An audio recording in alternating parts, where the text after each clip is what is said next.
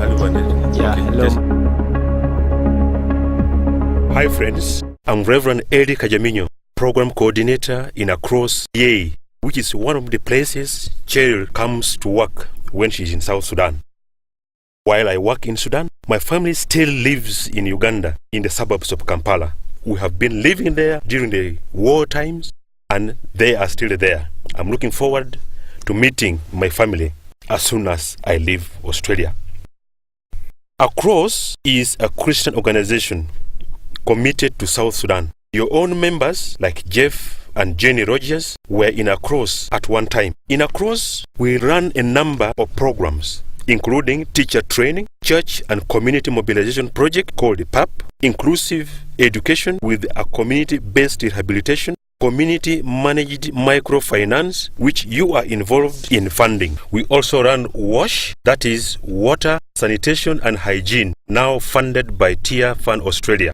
We have a youth and children ministry program. We run a radio recording project which draws a lot of funding from Australian churches and individuals. We also manage a Congolese refugee camp near the Congo-Sudan border. We also run an HIV/AIDS project. South Sudan, as many of you must have known, is the newest country in the world with a population of about 18 million. There are many Christians in our country, especially Anglican Christians, who make up to 60% of the population. These people came to faith in Christ through the work of missionaries from many parts of the world, including CMS UK way back in the 1930s, and recently pioneer missionaries from Australia. Over 50 years of civil conflict between the Muslim North and mainly Christian animist South drove scores of South Sudanese into refuge around the world. As a result, on the 9th of July 2011, the once largest country in Africa has split into two countries, which are now the Republic of Sudan and the Republic of South Sudan.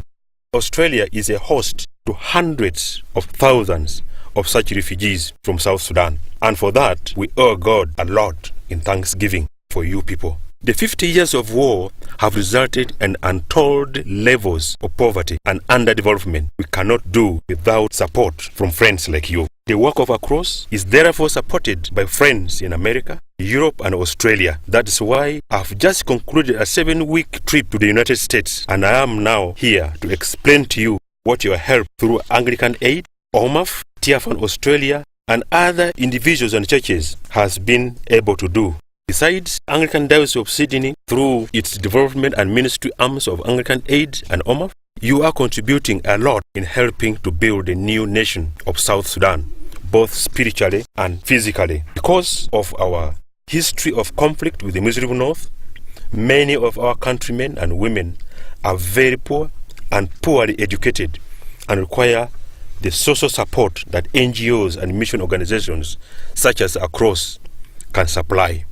We can only function with the funding support from overseas. We in South Sudan have benefited a lot from your friendship, and God has done a lot to the people we are working with. People have built churches, have improved their domestic income, and people are continuing to send children to school through the work of Across, especially those programs that you are supporting, the microfinance and WASH. Thank you for listening, and God bless you abundantly.